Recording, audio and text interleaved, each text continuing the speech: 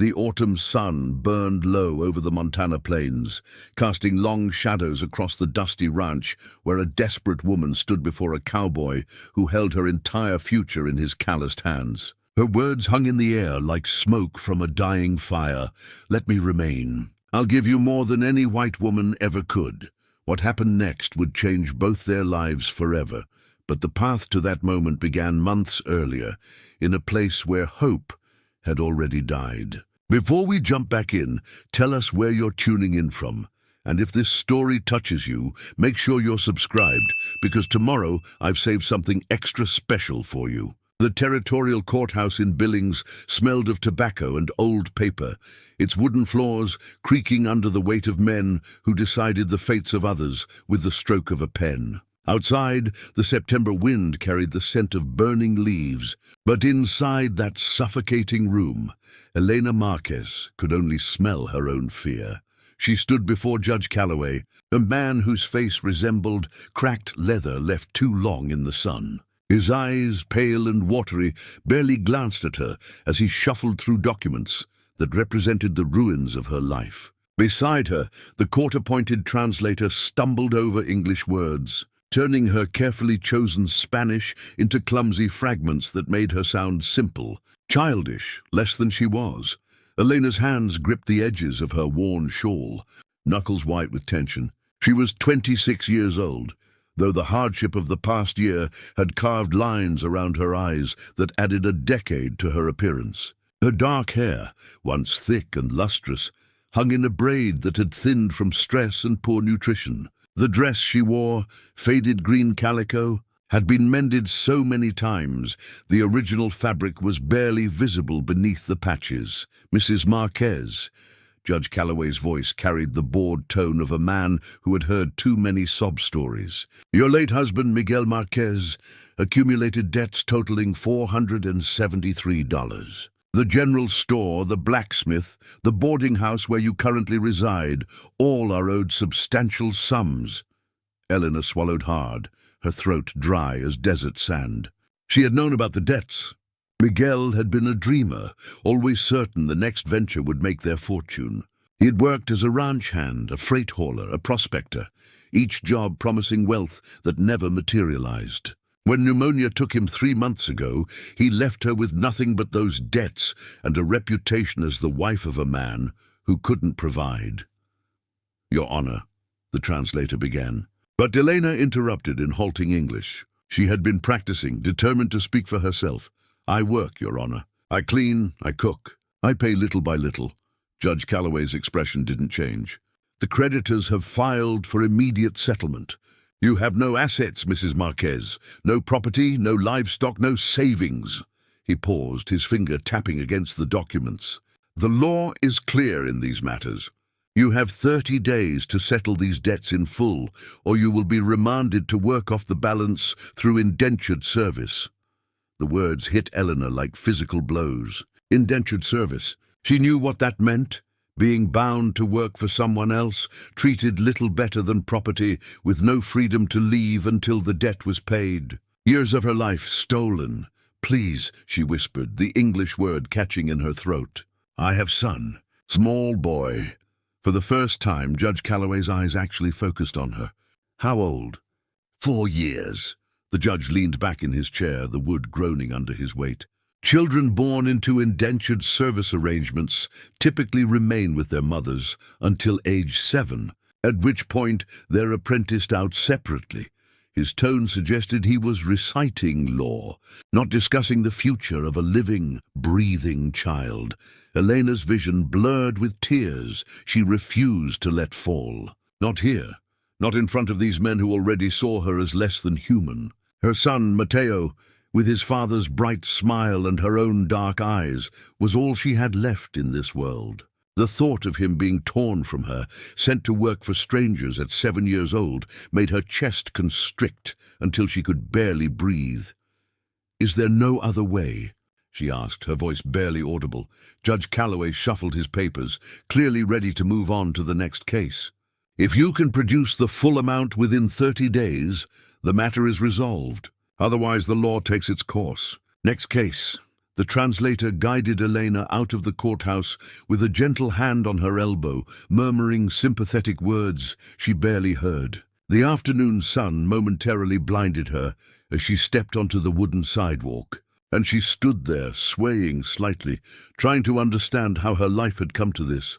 Billings was a growing town, its streets filling with more people every month as the railroad brought settlers west. Shops lined the main thoroughfare, the general store, the millinery, the assayer's office, the saloon with its swinging doors and raucous laughter spilling into the street.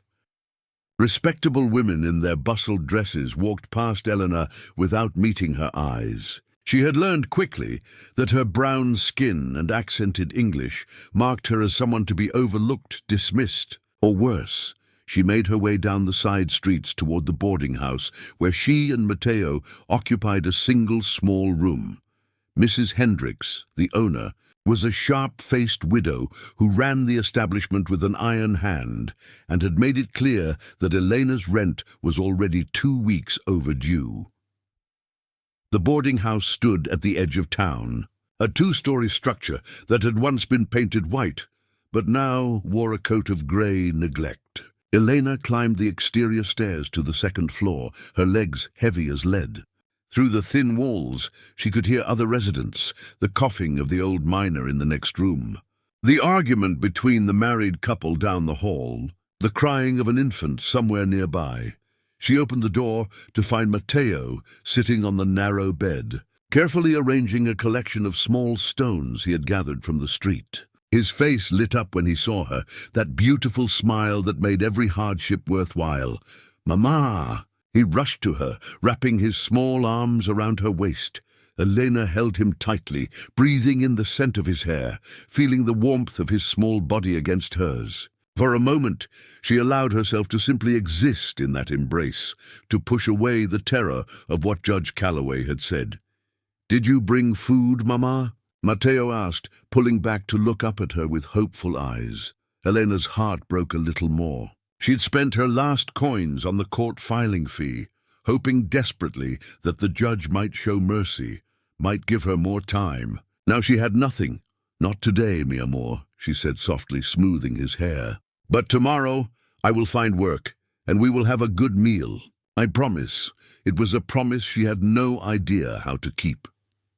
That night, after Mateo fell asleep on their shared bed, Eleanor sat by the small window overlooking the dark street below. A single candle stub provided flickering light as she counted through the few possessions she owned, trying to determine what might be sold. A tin cup, a hairbrush with half its bristles missing, a shawl her mother had given her before she died. The clothes on her back and one spare dress, both worn thin, nothing worth $473. Nothing worth even 10. She had tried everything in the 3 months since Miguel's death. She had offered to clean houses, but the respectable families didn't want a Mexican woman in their homes.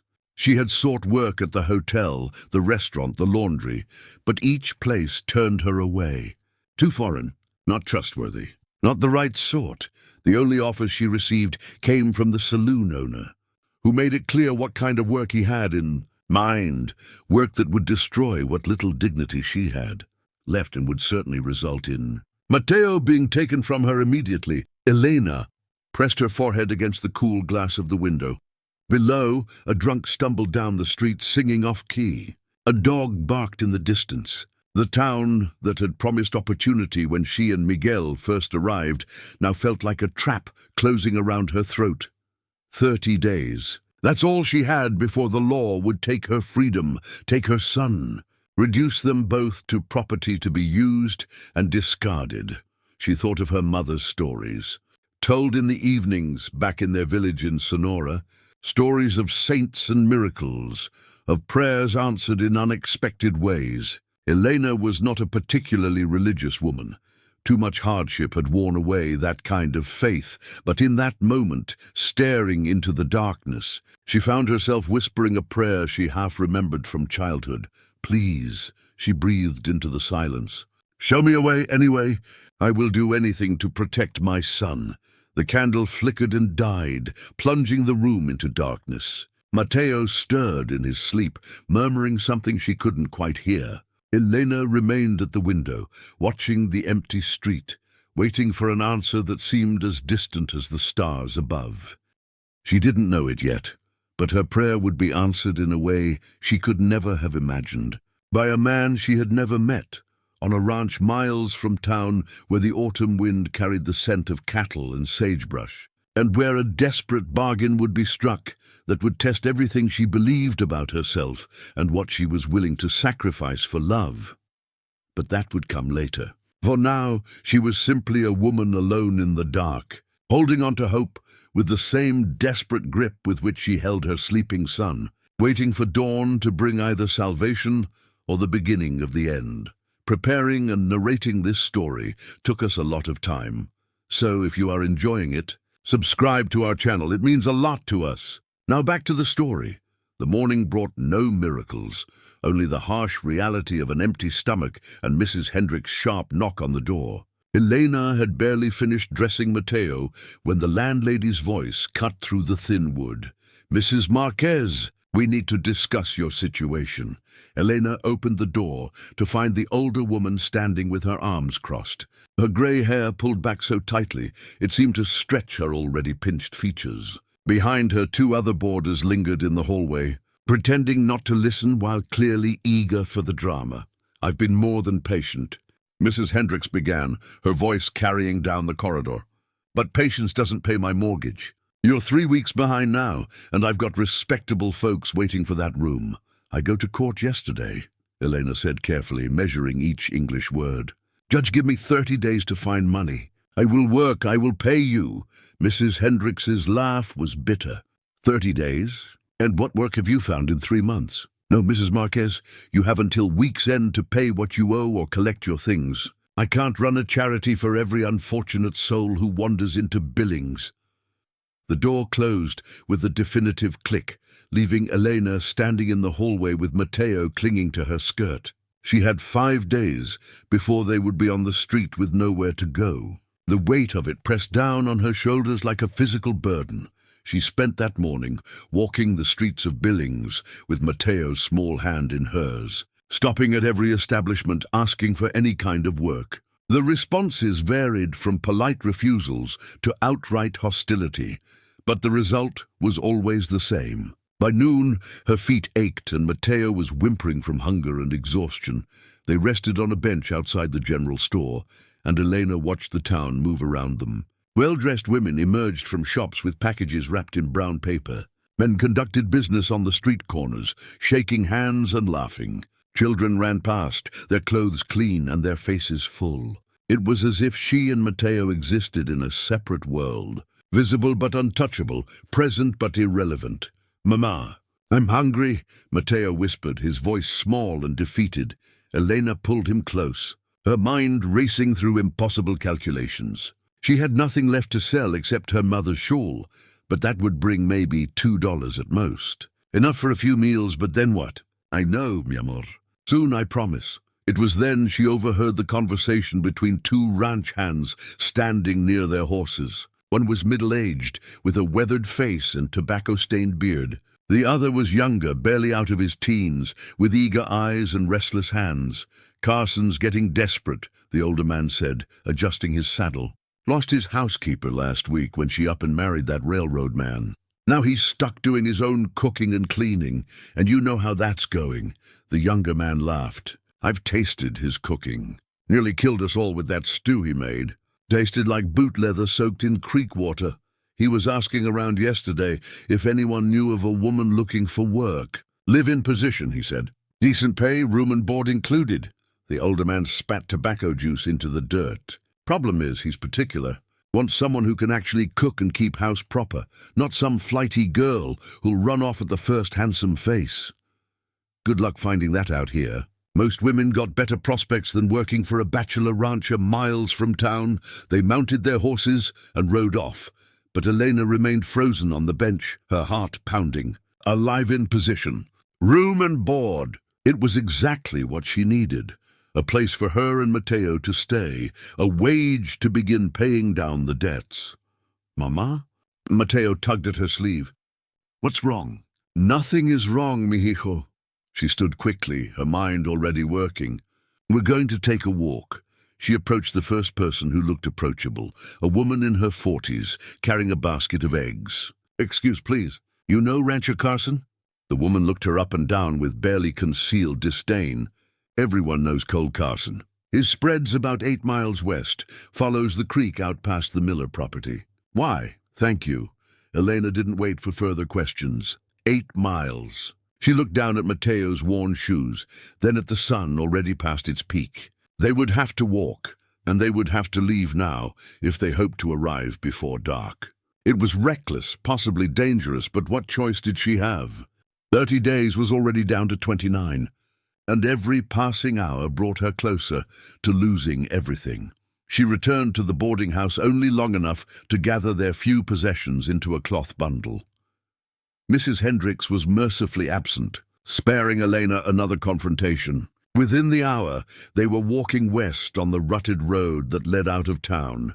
The journey was harder than Elena had anticipated. The road was rough, filled with stones that bruised through her thin shoes. Mateo, brave at first, began to tire after the first mile. Elena carried him when she could, but her own strength was limited by months of inadequate food and constant stress. They rested frequently, and with each stop, Elena watched the sun sink lower toward the horizon. By the time they spotted the ranch buildings in the distance, twilight was painting the sky in shades of purple and gold. The Carson Ranch sprawled across a valley where a creek cut a silver line through brown grassland. Cattle dotted the hillsides, dark shapes against the fading light. The main house was a low structure built of logs and stone, with a wide porch and a chimney from which no smoke rose. Several outbuildings stood nearby, a barn, a bunkhouse, corrals, and equipment sheds. Elena's steps slowed as they approached. What was she doing? She was about to knock on a stranger's door, a man she knew nothing about, and beg for work. She had no references, no proof she could do what the ranch hand said he needed.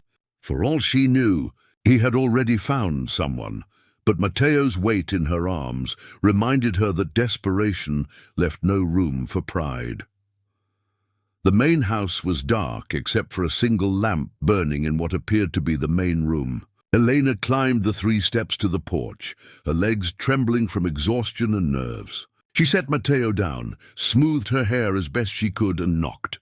The footsteps that approached were heavy, measured. When the door opened, Elena found herself looking up at a man who seemed carved from the same rugged landscape that surrounded his ranch. Cole Carson stood well over 6 feet tall, with shoulders broad enough to fill the doorframe. His face was angular, all hard planes and sharp edges, weathered by years of outdoor work. His hair, dark brown and slightly too long, fell across his forehead.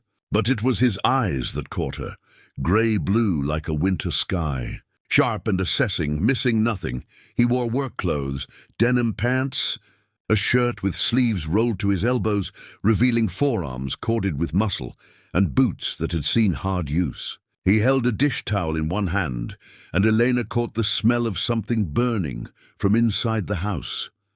"Help you." His voice was deep, roughened by years of shouting orders across open range. Elena's carefully prepared English speech evaporated under his direct gaze.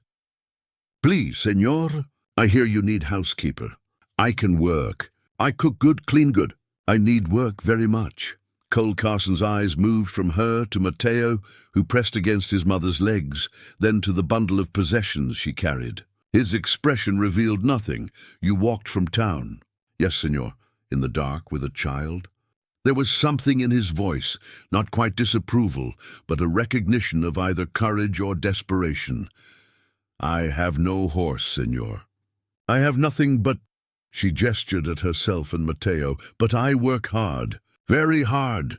Cole was silent for a long moment, his eyes studying her face with an intensity that made Elena want to look away. She forced herself to hold his gaze, to let him see that despite her desperation, she was not broken. "You got any experience keeping house for a working ranch?" "I keep house for my husband 3 years. I cook, clean, wash, mend. I learn quick if you show me new things. Your husband around?" "He died 3 months ago." The words came out flat, emotionless. She had said them so many times they had lost their power to hurt. Cole glanced at Matteo again. "The boy yours?" "Yes, Signor, Matteo. He's good boy, quiet, no trouble." From inside the house something hissed and popped. Cole muttered a curse and disappeared briefly, returning with a skillet that had clearly burned whatever he'd been attempting to cook. He set it on a table just inside the door and looked at Elena with what might have been the ghost of dark humor. "Can you do better than that?" "Yes, Signor." He stepped back from the door. "Come in. You look about ready to fall over, and the boy's half asleep on his feet." Elena hesitated only a moment before crossing the threshold. The interior of the house was spartanly furnished, but clean enough. A large main room that served as kitchen and living space, with a stone fireplace at one end and a wooden table with mismatched chairs in the center. Doorways led to what she assumed were bedrooms. Everything had the slightly disorganized look of a place kept by someone who didn't quite know how to make a house into a home. Cole gestured toward the table. "Sit. When's the last time you ate?" Elena's pride wanted to lie, but her stomach betrayed her with a loud growl. "Yesterday morning." Cole's jaw tightened, but he said nothing. He moved to a pantry and returned with bread, cheese, and cold meat, setting them on the table. "Eat, both of you." Matteo didn't need to be told twice. He reached for the bread with both hands, his eyes wide with hunger. Elena forced herself to eat slowly, to maintain some dignity, even as every instinct screamed at her to devour everything in sight. Cole watched them from where he leaned against the counter, his arms crossed. "What's your name?" "Elena Marquez. And you need work because—" She could have lied, could have invented some story that made her seem less desperate. But something in his direct gaze demanded honesty. "My husband leave debts. Big debts. Judge say I have 30 days to pay," or she struggled to find the English words. "Or I must work for men who own money, indentured, and my son, he will be taken when he is 7 years old." Cole's expression didn't change, but something flickered in his eyes. "How much?" $473. He let out a low whistle. "That's a considerable sum." "I know, Signor." Elena set down the bread, her appetite suddenly gone despite her hunger. "I do not ask you to pay this. I ask only for work, for fair wage, for place to keep my son safe while I earn money. You know anything about ranch work? Because keeping house here isn't like keeping some cottage in town. This is a working operation. Men coming and going, meals at odd hours, dirt tracked in constantly, equipment that needs mending, clothes that need washing. It's hard work. I am not afraid of hard work, Signor." Cole studied her for another long moment. Elena could feel the weight of his assessment, knew he was measuring everything about her desperation, her capability, her honesty. Finally, he straightened. "I'll give you a trial. 1 week. Room and board for you and the boy, plus $20. You do good work, we'll talk about permanent employment and proper wages. $20. It wasn't nearly enough to solve her problems, but it was a start. More importantly, it was a roof over their heads and food in their stomachs. "Thank you, Signor." "Thank you?" Elena stood quickly, nearly knocking over her chair. "I will work very hard." "You will see." "We'll see." Cole moved toward one of the doorways. "There's a room off the kitchen that'll suit you and the boy. Used to be the housekeeper's quarters. It's small but clean enough. I'll show you." As Elena followed him through the house with Matteo clinging sleepily to her hand, she felt the first small spark of hope she'd experienced in months. It wasn't salvation, not yet, but it was a chance, and that was more than she'd had when the sun rose that morning. What she didn't know, couldn't know, was that this man and this ranch would become the center of a storm that would test every assumption the territory held about race, class, and what a woman would sacrifice to protect the ones she loved. But that night, exhausted and grateful, Elena simply tucked Matteo into the narrow bed in their small room and allowed herself to believe that perhaps her prayer had been answered after all. Dawn came early to the Carson Ranch, announced by the lowing of cattle and the distant shouts of ranch hands beginning their day. Elena woke to unfamiliar sounds, momentarily disoriented before remembering where she was. Beside her, Mateo slept peacefully, his small chest rising and falling with the easy breath of childhood. She rose quietly, careful not to wake him, and splashed cold water on her face from the basin in their room. The mirror above it was cracked, but it showed her reflection clearly enough. Dark circles under her eyes, hair tangled from restless sleep, the face of a woman who had forgotten what security felt like. She braided her hair quickly, pinned it up, and smoothed her dress as best she could. The main room was empty when she emerged, but she could hear movement from what she assumed was Cole's bedroom. Outside, the sky was barely beginning to lighten, stars still visible in the west. Elena moved to the kitchen area and began to assess what she had to work with. The pantry was well stocked but disorganized, sacks of flour and cornmeal shoved in haphazardly, canned goods stacked without any order, dried beans in unmarked containers. The stove was cast iron, similar to the one she'd used in the boarding house, but larger. She found wood stacked nearby and began building a fire, her hands remembering the routine even as her mind raced with plans. Coffee first. Men always wanted coffee. She found the grounds in a tin, measured them carefully and set the pot to boil. Then she turned her attention to breakfast. There were eggs in a basket, bacon hanging in the cool pantry, potatoes in a bin.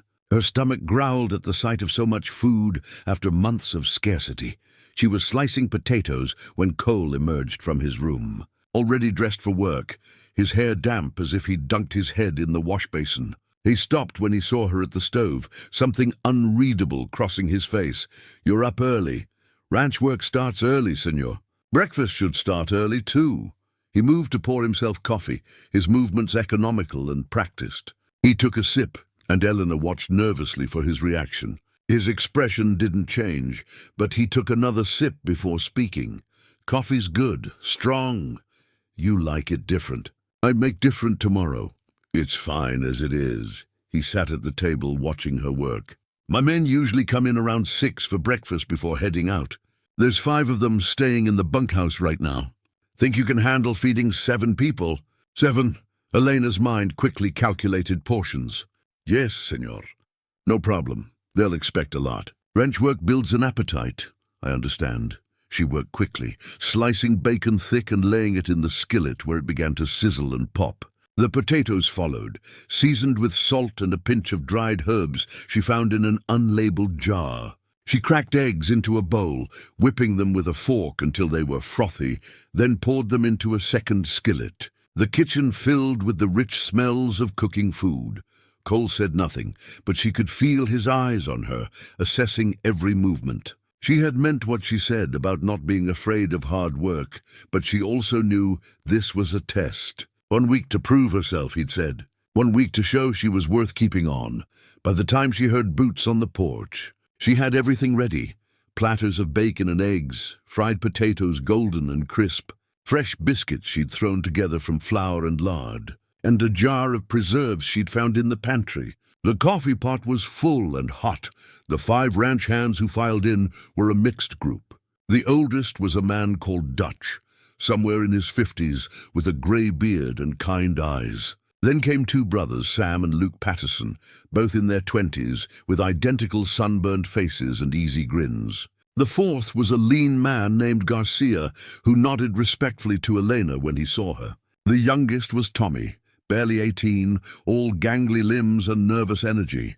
They stopped short when they saw the food on the table, exchanging glances. "Well, I'll be damned," Dutch said, a smile spreading across his weathered face. "A real breakfast." "Boss, you didn't tell us you'd found someone." "Trial period," Cole said shortly. "Mrs. Marquez, these are my men. You'll be cooking for them daily if you stay on." The men needed no further invitation. They filled their plates with an enthusiasm that made Elena's heart swell with pride. She stood back, watching their reactions, noting what they reached for first, what they took seconds of. This was information she could use. "Ma'am," Sam said around a mouthful of biscuit, "this is the best meal we've had since Mrs. Henderson left." "And that's no insult to the boss's cooking," he added quickly, glancing at Cole. "It's an accurate statement," Cole said dryly. My cooking was barely fit for the hogs. The men laughed, and the tension Elena had been carrying in her shoulders eased slightly. She refilled coffee cups, brought more biscuits from the oven, and tried to stay invisible while being attentive, a skill she'd learned over years of reading the moods of men. It was Garcia who noticed Mateo peeking around the doorframe of their room, his eyes wide at the sight of so many strangers. "Yours?" He asked Elena in Spanish, his voice gentle. "Sí," she replied, grateful to speak her own language. "Mateo, he is 4. Garcia smiled and switched to English. "You can come out, Niño. No one here will hurt you." Mateo looked to his mother, who nodded encouragement. He crept forward, staying close to Elena's skirts. Tommy, the youngest ranch hand, pulled a piece of bacon from his plate and held it out. "Here you go, little man. Growing boys need their breakfast." Mateo took it shyly, his small fingers careful not to touch Tommy's hand. The ranch hands went back to their meal, but Elena noticed the way they included Mateo in their conversation now, speaking a little louder, making gentle jokes that brought a hesitant smile to his face. After the men had finished and headed out to begin their day's work, Elena cleared the table and began washing dishes. The pump outside provided cold water that she heated on the stove, and she worked methodically through the stack of plates and cups and skillets. Cole remained at the table, going over what appeared to be account books. He worked in silence for several minutes before speaking. "The men liked your cooking." "Thank you, senor. You'll need to clean the bunkhouse today. Change the bedding, sweep it out. They're supposed to keep it clean themselves, but—" He trailed off with a shrug that said everything about how well that worked. "I will do it. There's also mending in that basket by the door. Tears, missing buttons, that sort of thing. And the main house needs a proper cleaning. It's been let go too long." Elena nodded, already mentally organizing the tasks. It was a lot of work, but she had expected that. "Mateo will be with you?" "Yes, senor. He is good boy. He will not cause trouble." Cole studied her son, who was cautiously exploring the main room, his small hands touching things gently, as if afraid they might break. "How old did you say he was?" 4 years. Seems quiet for 4. He learned to be quiet. "In boarding house, children who make noise are not welcome." Elena's voice was neutral, but the words carried weight. Cole's jaw tightened slightly. He returned his attention to his books, but after a moment he spoke again. "There's a box of old toys in the storage room. Things from when my nephew visited last year. Boy can play with them if he wants." Elena felt a rush of gratitude so strong it nearly brought tears to her eyes. "Thank you, senor. That is very kind, just practical. Can't have him underfoot all day with nothing to do." But Elena saw through the gruff words to the consideration beneath them. This man, this stranger who had taken them in, was not as hard as he pretended to be. The morning passed in a blur of work. Elena scrubbed the kitchen until it gleamed, organized the pantry so that everything had its place, swept and mopped the floors. Mateo played quietly with the wooden animals and toy soldiers Cole had mentioned, occasionally bringing one to show his mother before returning to his imaginary world. By midday, Elena had moved on to the bunkhouse. It was a long, low building with 6 narrow beds, a potbelly stove, and windows that looked out over the corrals. The men had made some effort at cleanliness, but months of bachelor living showed in the dust accumulated in corners and the general disarray of personal belongings. She stripped beds, beat mattresses, swept floors, and scrubbed every surface she could reach. She found torn shirts and pants, missing buttons, socks with holes. All of it went into her mending basket. The work was hard, physical labor that made her back ache and her hands raw, but it felt good. It felt purposeful. She was hanging fresh-washed sheets on the line behind the bunkhouse when Dutch returned from checking fence lines. He dismounted and approached, removing his hat. "Ma'am, I wanted to thank you proper for that breakfast. Been a long time since we had a meal that didn't sit in our stomachs like rocks." "You are welcome. I'm happy to cook for men who appreciate it." Dutch glanced toward the bunkhouse. "You didn't have to clean in there. We're supposed to handle that ourselves. I do not mind. It is my job now, yes? Well, the boys will appreciate it either way." He hesitated, then continued. Boss is a good man, Mrs. Marquez. Fair, pays on time, doesn't ask more of us than he's willing to do himself. But he's been alone too long. This place needs a woman's touch. Elena wasn't sure how to respond to that, so she simply nodded and returned to hanging sheets. But Dutch's words stayed with her throughout the afternoon. Dinner was venison stew made from meat she'd found in the cold cellar, thick with vegetables and seasoned with the herbs she was learning to identify. She made cornbread to go with it and apple cobbler from preserved fruit. The men ate with the same enthusiasm they'd shown at breakfast, and this time their compliments were more effusive. Boss, you better hold on to this one, Luke said, scraping the last of the cobbler from his bowl. She can cook like this. We might all propose marriage. The comment was meant as a joke, but Elena saw Cole's expression darken slightly. Mrs. Marquez is an employee, not entertainment. You'll remember that. The sharpness in his tone surprised her. The men quickly mumbled apologies and excused themselves, leaving Elena alone with Cole once again. I apologize for their lack of manners, he said after a moment. They mean no harm, senor. They are young men, far from home. They joke. Still, you're here to work, not to be harassed. Elena appreciated the protection, even as she wondered at its source. In her experience, men rarely defended women unless they had some claim on them or some interest in them. Cole had neither, yet he had spoken sharply to his own men on her behalf.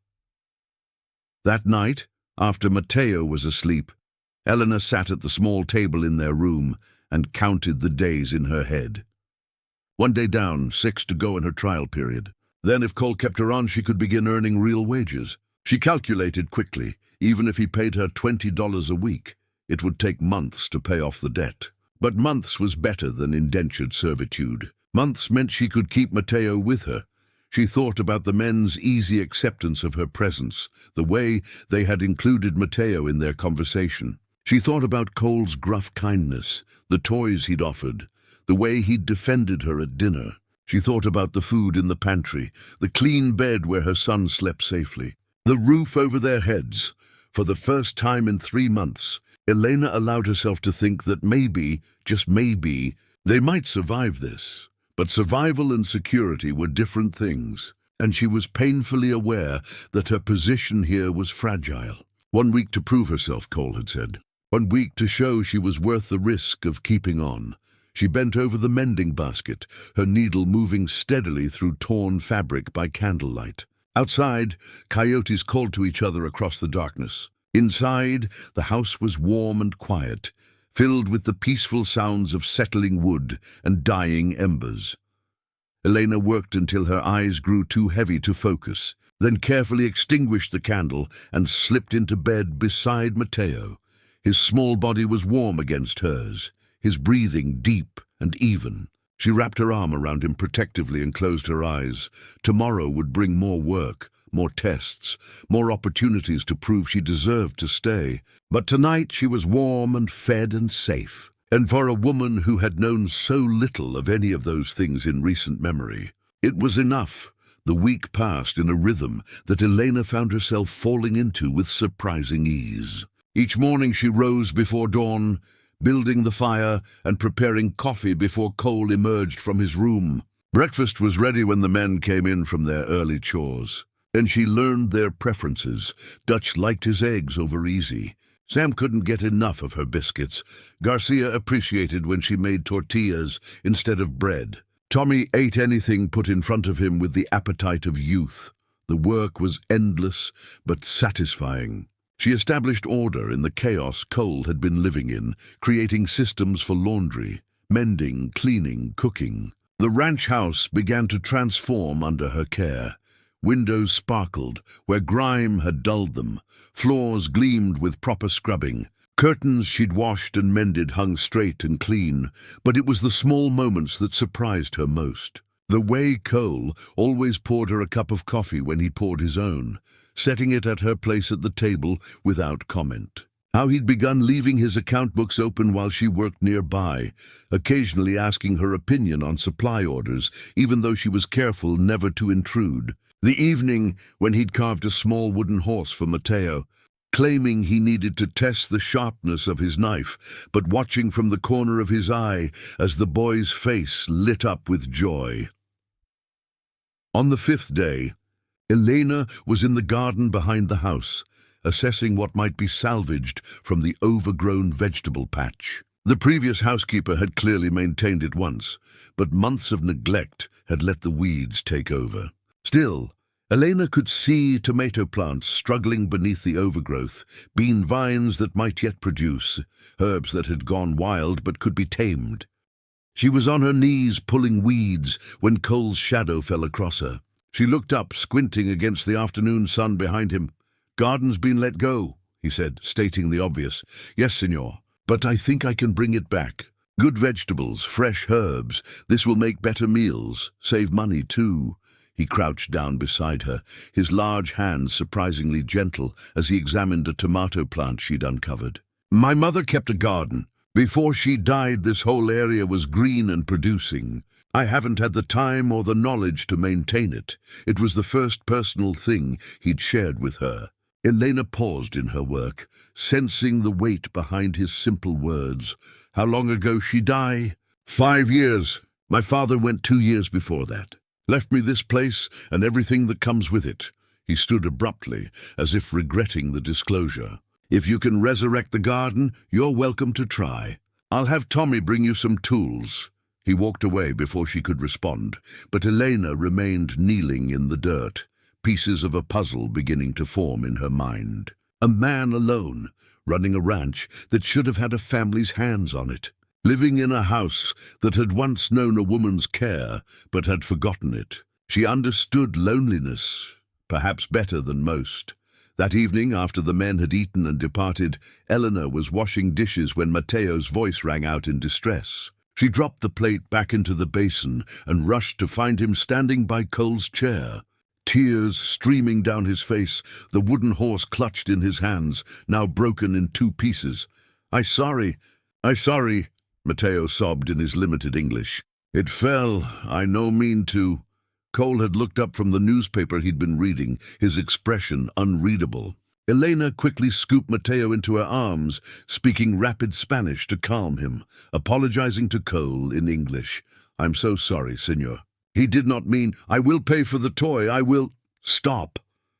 Cole's voice was firm, but not angry. He stood and approached, holding out his hand for the broken horse. Mateo reluctantly surrendered it, his small body trembling with the fear of punishment. Cole examined the break, turning the pieces over in his large hands. Then he looked at Mateo with those sharp grey eyes that seemed to see through everything. "Accidents happen, son. Nothing to cry about." His voice had gentled in a way Elena had never heard before. "See here? It's a clean break. Little bit of glue, and it'll be good as new. Might even be stronger than before." Mateo's sobs quieted to hiccups. "Really? Really? Come on, I'll show you." Cole moved to a cabinet and retrieved a small jar of wood glue. He settled back in his chair and gestured for Mateo to come closer. The boy looked to his mother, who nodded encouragement through her own surprise. For the next 15 minutes, Edna watched as Cole carefully glued the horse back together, explaining to Mateo how to apply pressure, how long to hold it, how to wipe away the excess. His patience was remarkable for a man who had no children of his own, his large hands careful around the boy's small ones. "Now we let it set overnight," Cole said, placing the horse carefully on the windowsill. "By morning it'll be ready to ride again." "Thank you, Mr. Cole," Mateo whispered, his eyes shining with admiration. Something shifted in Cole's expression, a softening around his eyes, a slight easing of the perpetual tension in his jaw. "You're welcome. Now your mama's probably got things for you to do before bed." After Mateo was settled for the night, Elena returned to find Cole still in his chair, but he'd abandoned the newspaper. He was staring into the fire, his expression distant. "Thank you," Elena said quietly, "for being kind to him. Not all men would be. He's a good kid. Quiet, respectful. You've raised him well." "I try. Is hard, alone." She moved to the kitchen to finish the dishes, but Cole's voice stopped her. "Sit down for a minute." It was the first time he'd asked her to do anything but work. Elena hesitated, then took a seat at the opposite end of the table. Cole leaned back, studying her with that intense gaze she was learning to recognize. "Your trial week is up tomorrow." Elena's heart stuttered. She'd been so focused on the work, on proving herself day by day, that she'd almost forgotten the deadline hanging over her head. "Yes, Signor. You've done good work. Better than good. The house is cleaner than it's been in years. The men are happy. And I haven't had to eat my own cooking." The corner of his mouth twitched in what might have been humor. "I'd like you to stay on permanent. $30 a week plus room and board for you and the boy. $30. Elena's mind raced through the calculations. At that rate, with strict economy, she could have the debts paid in roughly 4 months. It wasn't perfect, but it was possible. It was salvation. "Thank you, Signor." "Thank you. I will work very hard, I promise you." He held up a hand. "You already work hard. Don't work yourself to death trying to prove something that's already proven. Just keep doing what you're doing." Elena felt tears prick her eyes, but blinked them away. "I will not disappoint you." "I know you won't." He stood, signaling the conversation was over. "Good night, Mrs. Marquez. Good night, Signor." She sat for a long moment after he'd retired to his room, letting the reality sink in. A permanent position, a real wage, a path forward. She pressed her hands to her face, allowing herself a moment of relief, so profound it made her dizzy. The next morning, Elena woke with a lightness she hadn't felt in months. The fear that had been her constant companion, the dread of losing everything, of having Matteo torn from her, had receded. Not disappeared, but moved back far enough that she could breathe. She hummed as she made breakfast, a song her mother used to sing. The men noticed her improved mood, commenting on it with teasing smiles. Even Cole seemed to register the change, though he said nothing. After breakfast, while the men were out working, Elena tackled the garden with renewed vigor. Tommy had brought tools as promised, a spade, a hoe, a rake, and she worked methodically through the beds, clearing weeds, enriching the soil with compost from behind the barn, identifying what could be saved and what needed to be replanted. She was deep in this work when the sound of an approaching wagon drew her attention. A woman was driving, dressed in a fine traveling suit of deep blue, her blonde hair perfectly coiffed beneath a fashionable hat. She pulled the wagon to a stop near the house and climbed down with practiced ease. Elena stood, suddenly conscious of the dirt on her hands and dress, the sweat dampening her hair beneath her kerchief. The woman approached with a smile that didn't quite reach her eyes. "You must be the new housekeeper I've heard about." Her voice was cultured, with the precise diction of someone educated back east. "I'm Margaret Whitmore. My father owns the property adjacent to Cole's, Elena Marquez." She resisted the urge to curtsy. Settling for a small nod, Margaret's eyes swept over Elena with an assessment that was both swift and thorough. "I've come to speak with Cole. Is he available?" "He is working with cattle, I think." "In the north pasture?" Margaret's gaze moved to the garden, then back to Elena. "You've been busy, I see." The place was certainly in need of a woman's touch. There was something in her tone, not quite condescension, but close to it. "Though I must say I'm surprised Cole hired a Mexican woman. He usually has such particular standards." The words landed like small cuts, precise and intentional. Elena kept her expression neutral. "He hire me because I do good work. I'm sure you do." Margaret smiled again, that empty expression that made Elena's skin prickle. "Well, I'll wait inside for Cole to return. I'm sure he won't be long once he knows I'm here." She moved toward the house as if she owned it, and Elena followed, uncertain of her role in this situation. Was she supposed to entertain this woman? Offer refreshments? She'd never been taught the protocols of dealing with her employer's guests. Margaret settled herself in Cole's chair by the fireplace with a familiarity that spoke of previous visits. "Coffee would be lovely, if you have any made." Eleanor poured a cup and brought it to her, along with some of the cookies she'd baked that morning. Margaret took the cup but ignored the cookies. "So tell me, Mrs. Marquez, how did you come to work for Cole?" It's quite unusual for him to hire without thoroughly investigating someone's background and references. I need work. He need housekeeper. It was good for both. And your husband? He's comfortable with you living on a ranch with a bachelor and 5 other men? My husband is dead. Oh, Margaret sipped her coffee. How convenient. The comment was so clearly inappropriate that Elena couldn't respond. She simply stood there, hands folded, waiting for whatever came next. You should know, Margaret continued, her voice dropping to something like false confidentiality, that Cole and I have an understanding. We've been close for several years now. Very close. It's only a matter of time before we formalize the arrangement. She set down her cup with a decisive click. I tell you this so you understand your place here. You're an employee, nothing more. Don't let proximity breed inappropriate ideas. Eleanor felt her face grow hot, not with embarrassment, but with indignation. I understand my place, Miss Whitmore. I'm here to work to feed my son. Nothing more? Good. Then we understand each other. The sound of boots on the porch announced Cole's arrival. He entered, pulling off his work gloves, and stopped short when he saw Margaret. Margaret! I wasn't expecting you. She rose gracefully, moving toward him with a proprietary air. I was in the area and thought I'd stop by. It's been weeks since we've had a proper conversation. Cole's expression was guarded. I've been busy with the ranch, so I see. And I see you finally replaced Mrs. Henderson. Margaret's eyes flicked to Elena, who had retreated to the kitchen area. Though your choice is rather unconventional, Mrs. Marquez is an excellent housekeeper. Cole's tone carried a warning edge. I'm sure she is. Margaret moved closer to him, her hand coming to rest on his arm. Cole, we need to talk privately. He hesitated, then nodded. Let's step outside.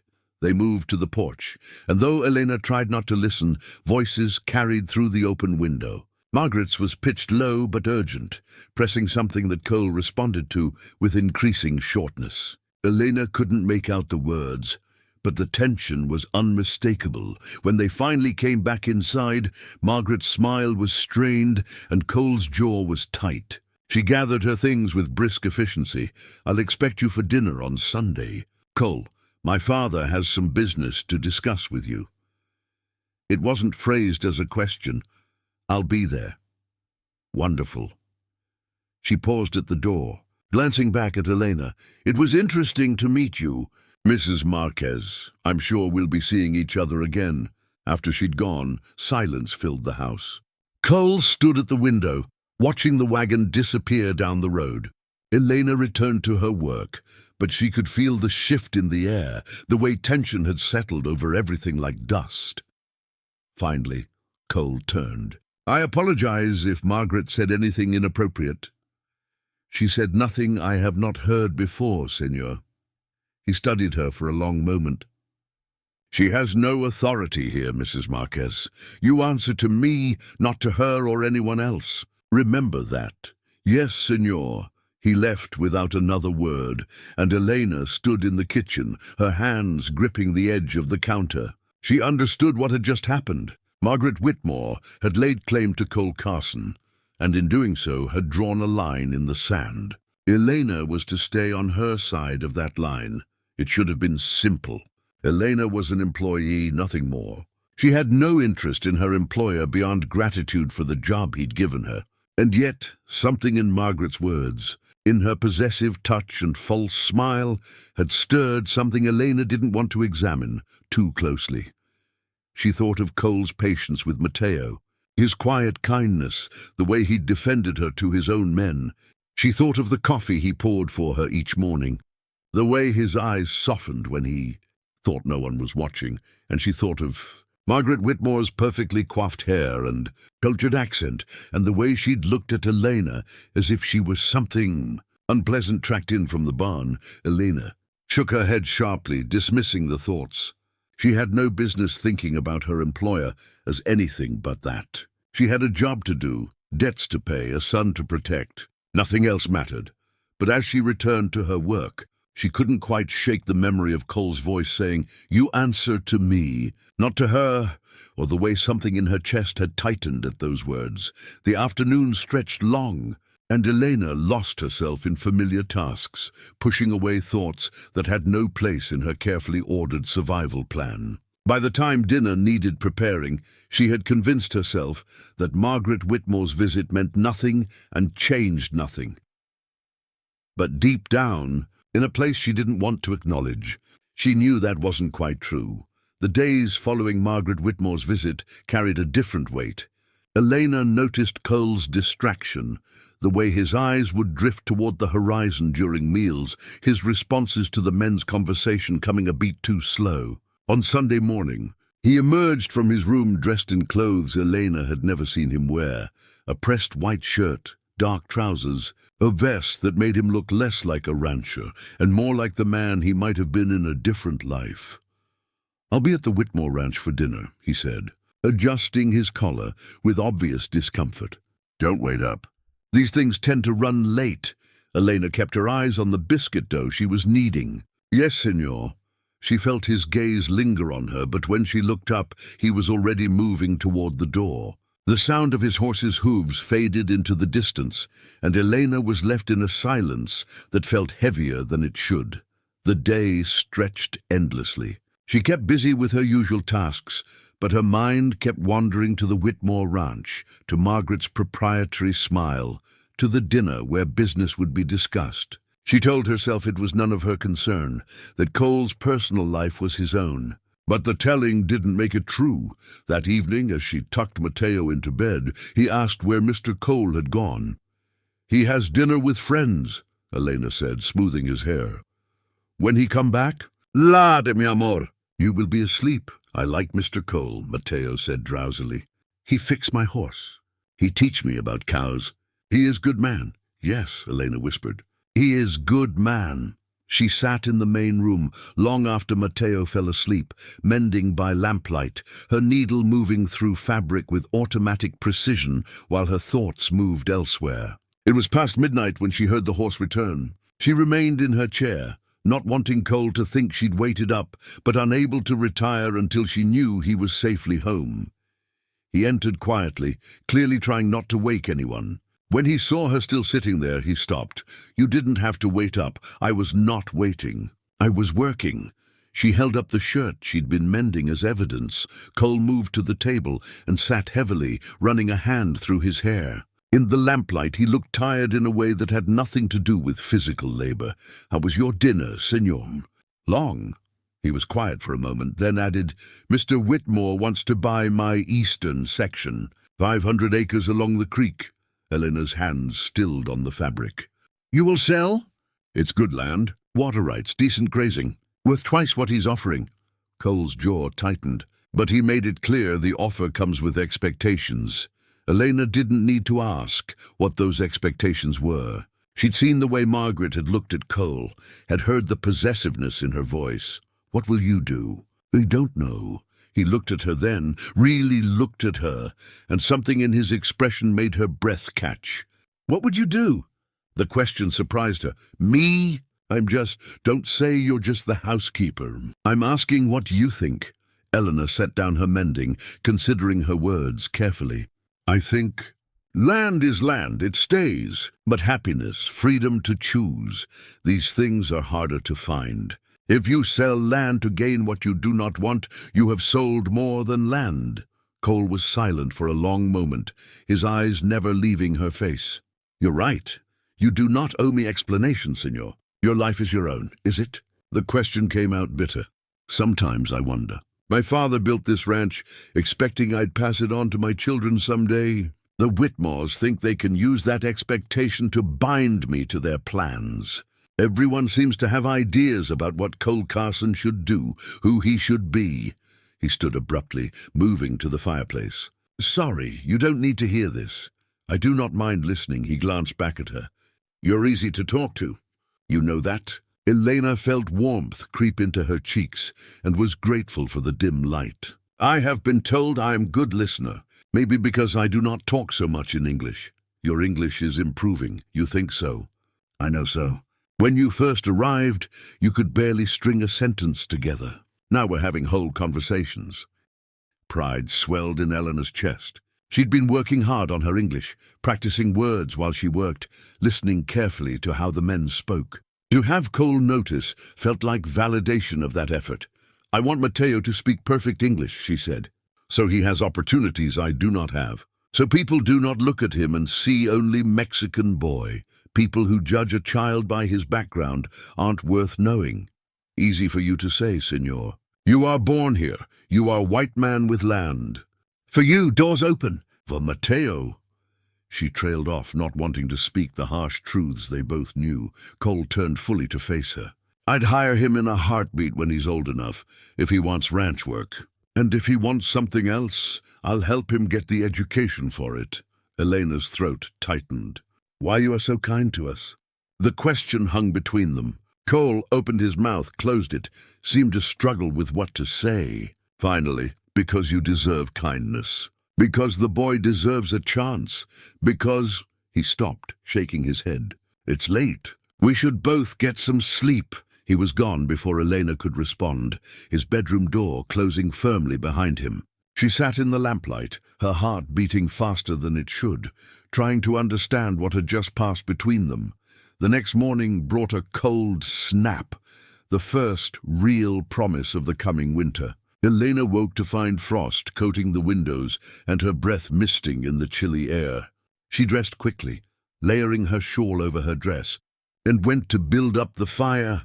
Cole was already in the kitchen, working at the stove with a level of incompetence that would have been amusing if he didn't look so frustrated. "What are you doing, senor?" "Trying to make coffee so you could sleep a little later." He gestured at the pot, which was smoking ominously. "It's not going well." Elena couldn't help but smile. "Let me." She rescued the coffee pot and started fresh, while Cole watched, looking slightly embarrassed. "I wanted to do something for you," he said. "You're always up first, always working. Thought you might appreciate a morning where someone else handled breakfast." The gesture touched her more than it should have. "That is very kind. But please let me do this. You have your work, I have mine." They prepared breakfast together, an easy companionship settling between them. Cole set the table while Elena cooked, and when the men came in for their meal, they found their boss and their housekeeper working side by side with a natural coordination that hadn't been there before. Dutch caught Elena's eye and winked, his expression knowing. She looked away quickly, focusing on her work. After breakfast, as the men headed out for their day's labor, Cole approached her. "I need to ride into town today. Supply run. You need anything?" Elena thought of her dwindling debt, of the judge's deadline that was drawing closer despite her employment. "How long I work here now?" 3 weeks. 3 weeks at $30 meant she'd earned $90, minus what she needed for basic necessities for her and Mateo. Still, it was progress. Would you take payment to Judge Calloway? For my debt?" She pulled a small cloth purse from her pocket, coins she'd carefully saved. $60. I keep 30 for emergencies for Mateo. Cole took the purse, weighing it in his hand. "You're sure about this? Winter's coming. You might need—" "I'm sure. Every dollar I pay now is one less dollar of trouble later." He nodded slowly. "I'll take care of it." And Elena, the use of her first name startled her. He'd never used it before. "You're doing well." "Better than well." "I want you to know that." After he'd gone, Elena stood at the window, watching his figure disappear toward town. The use of her name echoed in her mind, intimate in a way that both thrilled and frightened her. She threw herself into her work, trying to push away thoughts that had no business being in her head. She was his employee. He was her boss. He had dinner with Margaret Whitmore, was being pressured to marry into the wealthiest family in the territory. Elena was just a poor Mexican widow with nothing to offer but her labor and gratitude. But the memory of their conversation the night before kept surfacing. The way he'd asked her opinion, the way he'd looked at her in the lamplight, the way he'd said, "Because you deserve kindness," as if that were reason enough. She was scrubbing the floor when Mateo came running in, his face flushed with excitement. "Mama, Mama, look!" He held up a butterfly that had landed on his finger, its wings a brilliant orange with black markings. is beautiful, mi amor. But be gentle, or it will fly away. I am gentle. Mateo's voice was reverent. He walked slowly to the open door and extended his hand into the sunshine. The butterfly sat for a moment, then lifted into the air, wings catching the light. "Bye, butterfly," Mateo called after it. Elena pulled him into a hug, breathing in the scent of his hair, feeling the solid warmth of his small body. This was what mattered. Her son happy and healthy and safe. Everything else was just noise. But that evening, when Cole returned from town, he brought more than supplies. "Judge Calloway sends his regards," Cole said, handing her a receipt. $60 applied to your debt. You've got 413 left to go. 413. Still a mountain, but smaller than it had been. Elena clutched the receipt, her eyes stinging. "Thank you, senor, for taking it for me. There's something else." Cole's expression was serious. "I heard talk in town. About you, about Mateo, about you working here." Elena's stomach dropped. "What kind of talk?" "The usual ignorant garbage. Some folks think it's improper for a woman to live on a ranch with unmarried men. Others have issues with your background. A few are spreading rumors that aren't worth repeating. I should leave." The words came automatically. The old instinct to avoid trouble, to make herself smaller. "Less visible? No." Cole's voice was firm. "You're not going anywhere. I'm telling you this so you're prepared, not so you'll run. People are going to talk no matter what we do. The question is whether we let that talk dictate our lives. But if I bring trouble to your ranch, you bring order to my ranch. You bring decent food and a clean house, and someone who actually cares whether things run smoothly. That's worth more than the opinion of small-minded gossips." Elena met his eyes, seeing the determination there. "Margaret Whitmore, she will not like this talk. Margaret Whitmore doesn't run my life." He paused. "I turned down Whitmore's offer for the land and everything else that came with it." Elena's breath caught. "You did?" "I did. Made it clear that I'm not interested in arrangements that come with strings attached." His eyes held hers. "I'd rather keep my land and my freedom." The air between them felt charged, heavy with words unsaid. Elena knew she should look away, should thank him and return to her work, should maintain the proper distance between employer and employee. Instead, she heard herself say, "I am glad you keep your freedom. You deserve to choose your own path. So do you." The moment stretched, fragile as spun glass. Then Mateo's voice called from their room, breaking the spell. "Mama! Come see what I drew." Elena stepped back, her heart racing. "I should go ahead." Cole's voice was rough. "We'll talk later." But they didn't talk later. Cole took his dinner early and spent the evening working in the barn, and Eleanor lay awake long into the night, wondering what was happening between them and whether she was brave enough or foolish enough to let it continue. Outside, the wind picked up, rattling the shutters, carrying the scent of the coming winter. Change was in the air, and Elena could feel it settling over the ranch like frost, beautiful and dangerous in equal measure. October arrived with cold rains that turned the roads to mud and kept everyone closer to the buildings. The ranch work continued despite the weather. Cattle still needed tending, fences still required mending, and the daily rhythms of survival didn't pause for discomfort. But the wet weather created an intimacy in the house, everyone drawn to the warmth of the fire, conversations stretching longer over meals. Elena noticed the change in how the men treated her. What had started as polite deference had shifted into something more familial. Sam and Luke argued good-naturedly about whose socks she should mend first. Garcia taught Mateo simple phrases in Spanish that made the boy laugh. Dutch had taken to calling her Miss Elena with genuine affection. Even young Tommy, initially shy around her, now chatted freely about his dreams of one day having his own small spread. But it was Cole's presence that dominated her awareness. The way he'd started helping her carry water without being asked. How his hand would steady her elbow when the floor was wet. The moments when their eyes would meet across the room and hold for a beat too long before one of them looked away. She told herself it meant nothing. He was a considerate employer, nothing more. But late at night, lying beside Mateo in their small room, She couldn't deny the truth, her heart whispered. She was falling for a man she had no right to want.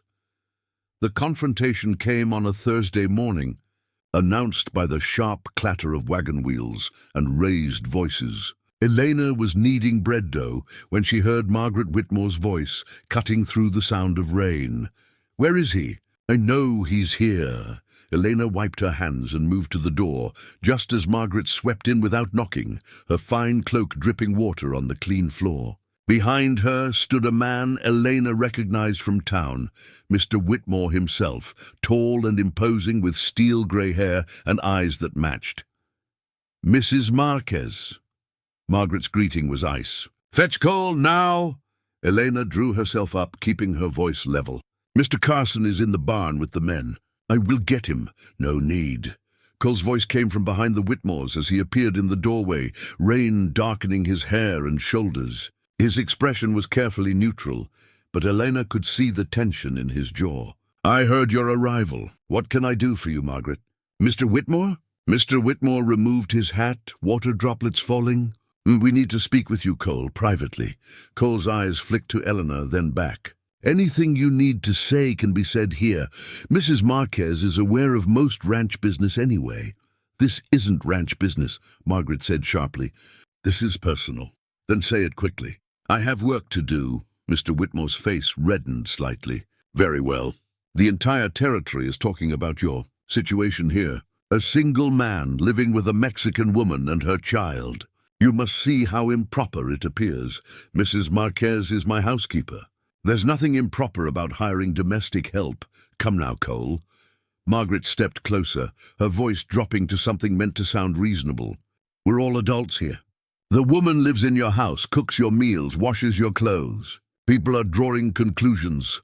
Elena felt heat rise to her face, but she remained silent, watching Cole's expression darken. "Let them draw whatever conclusions they want. My household arrangements are my own business. They become our business when they affect the reputation of families associated with you," Mr. Whitmore said coldly. "My daughter has been publicly linked to you for years. This scandal reflects poorly on the Whitmore name. I never asked to be linked to your daughter." Margaret's composure cracked slightly. "Cole, please, think about what you're doing. You turned down a generous offer from my father. You've been avoiding social obligations, and now you're risking everything for—" She gestured dismissively toward Elena. "For a servant." "Mrs. Marquez is not a servant. She's an employee, and a valued one. And she's standing right there, so you might consider speaking with some respect." "Respect?" Margaret's voice rose. "She's a penniless foreigner with debts she can't pay, and a bastard child." The slap of Cole's palm hitting the table silenced her mid-sentence. His voice, when he spoke, was dangerously quiet. "You will not speak about Mrs. Marquez or her son that way in my house. In fact, I think it's time for you both to leave." "Cole," Margaret began. "Get out." Mr. Whitmore's face had gone purple. "You're making a grave mistake, Carson. You think you can run this ranch alone? Without friends, without credit from merchants who respect my influence, without access to markets I control." He jammed his hat back on his head. "You'll regret this." "Maybe, but I'll regret it on my own terms." The Whitmores left in a storm of righteous anger, their wagon churning mud as it departed. Silence filled the house after they'd gone. Elena stood frozen, her heart hammering, unsure whether she wanted to cry or scream. Cole remained at the table, his hands flat against the wood, his head bowed. Finally, he looked up at her. "I'm sorry you had to hear that. I am sorry I bring this trouble to you." Elena's voice trembled despite her efforts to steady it. "Mr. Whitmore is right. I'm causing problems for your ranch, for your reputation. Maybe I should—" "Don't." Cole stood closing the distance between them in 3 strides. "Don't you dare say you should leave. This is exactly what they want, to make you feel small enough that you'll disappear. But the things she said were the words of a spoiled woman who's angry she can't control me." His hands came to rest on her shoulders, gentle but firm. "Elena, look at me." She raised her eyes to his, seeing intensity there that stole her breath. "I don't care what Margaret Whitmore thinks. I don't care what the town gossips say. You and Mateo have a place here as long as you want it. Do you understand why? The question escaped before she could stop it. Why you defend me like this? Why you care what happens to us? Cole's hands tightened on her shoulders. For a moment, she thought he might pull away, might retreat behind the wall of employer-employee propriety they'd been carefully maintaining. Instead, he drew her closer, until only inches separated them, because somewhere between you walking up to my door, desperate and exhausted, and now you've become more than my housekeeper. Because watching you with your son reminds me what real strength looks like. Because when you smile at something Mateo does, my whole day gets brighter. His voice dropped lower, rougher. Because I'm falling for you, Elena, and I don't know how to stop. Elena's breath caught in her throat. She should step back, should remind him of all the reasons this was impossible, the differences in their stations, in their backgrounds, the scandal it would cause, the danger it posed to her precarious security, but instead she heard herself whisper, "I do not want you to stop." The kiss, when it came, was inevitable as sunrise. Cole's lips met hers with a tenderness that made her knees weak, his large hands cradling her face as if she were something precious. Elena's fingers gripped his shirt, anchoring herself against the wave of emotion, threatening to sweep her away. When they finally broke apart, both breathing hard, Cole rested his forehead against hers. "This complicates things." Elena laughed shakily. "Yes, very much. The talk will get worse. I know. Whitmore meant what he said about making trouble. I know that too." Cole pulled back enough to meet her eyes. "Are you sure you want this, want me? Because once we cross this line, there's no going back to how things were." Elena thought of all she'd endured to get here, Miguel's death, the debts, the public humiliation before Judge Calloway, the desperate walk to this ranch with Mateo in her arms. She thought of Margaret's cruel words, and the town's judgment, and the long road still ahead to clear her name and secure her future. Then she thought of Cole's patience with Mateo, his quiet kindness, the way he made her feel seen and valued for the first time in her life. She thought of how her heart lifted when he walked into a room, how his smile could sustain her through the hardest days. "I am sure," she said firmly. "But Cole, I must ask what you want from this." "From me, everything." The word was simple, direct. "I want you in my life, not just as my housekeeper, but as my partner. I want to help you raise Mateo, watch him grow up on this land. I want to fall asleep beside you and wake up to your face." He paused. "I want to marry you, Elena. Not today, not tomorrow. I know there are things we need to work through first. But eventually, if you'll have me," tears spilled down Elena's cheeks, "you would marry me, even knowing what people will say, even knowing the trouble it will bring, especially knowing that, because you're worth fighting for. You and Mateo both." She kissed him again, pouring into it all the words she didn't have in English, all the gratitude and wonder and love that was blooming in her chest, despite every practical reason to guard her heart. They were so absorbed in each other that neither heard the approaching footsteps until Dutch's voice came from the doorway. "Boss, we've got trouble with—" "Oh!" He stopped short, taking in the scene before him. His weathered face broke into a slow grin. "Well, it's about damn time." Cole and Elena sprang apart like guilty children. Elena felt her face flame, while Cole ran a hand through his hair, looking uncharacteristically flustered. "Dutch, this isn't— We were just— Boss, I've got eyes. So do the other men. We've been wondering how long it would take you two to figure out what was obvious to everyone else."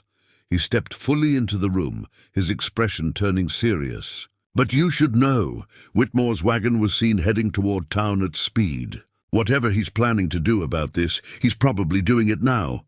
Cole's jaw set. "Let him do his worst. There's talk about the debts Mrs. Marquez owes. Whitmore's friendly with Judge Calloway. He could make things difficult for her legally." Eleanor's momentary joy evaporated. She'd been so caught up in Cole's declaration, in the kiss that had changed everything, that she'd forgotten the practical realities. She still owed $400. The judge could still demand payment, or force her into indentured service. And now, with Whitmore as an enemy, he had every motivation to do exactly that.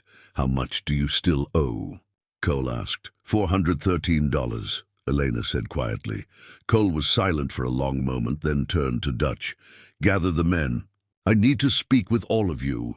Within minutes, the 5 ranch hands were assembled in the main room, dripping rain but curious. Cole stood before them, his bearing that of a man about to make a difficult announcement. "You all know Mrs. Marquez has been working here to pay off her late husband's debts. What you might not know is that those debts are being used as leverage against her. And now, against this ranch, Mr. Whitmore is likely in town right now, working with the judge to force Elena into indentured service as a way to get back at me for rejecting his business proposal." The men exchanged dark looks. Sam spoke first. "That ain't right, boss. Mrs. Marquez has worked harder than any housekeeper we've had. She deserves better." "I agree. Which is why I'm proposing something." Cole took a breath. "I'm going to pay off her debt in full. But I want to be clear, this isn't charity. Elena has earned every cent through her work here. What I'm doing is advancing her wages, which she'll work off over time." "Fair and square." Elena's head snapped up. "Cole, no. I cannot let you. You can and you will. Because if you're taken into indentured service, Mateo could be separated from you. And I won't let that happen." He looked at each of his men in turn. "But paying off her debt is going to leave me short on operating capital, which means things might get tight this winter. If any of you want to find other positions, I'll understand and provide references." Dutch snorted. "Boss, I've worked for you for 8 years. You think I'm going to abandon ship because you did the right thing?" "Seconded," Garcia said firmly. "Mrs. Marquez feeds us better than our own mothers. We're not going anywhere." The other men voiced agreement, and Elena felt tears threatening again. These rough men who owed her nothing were standing by her simply because it was right. "Then it's settled," Cole said. "Tomorrow I ride to town and settle the debt. After that, let Whitmore try whatever he wants. Elena will be legally clear, and there's nothing he can do about it." After the men had filed out, Elena turned to Cole, emotions warring inside her. "You would give up your savings for me?" "It's not giving up, it's investing. In you, in us, in the future I want to build." He pulled her close again. "Besides, what good is money if you can't use it to protect the people you love?" Love, the word hung in the air between them, powerful and terrifying. "You love me?" Elena whispered. "Yes. I think I started falling for you the day you walked up to my door with everything you owned in a bundle and still managed to stand tall.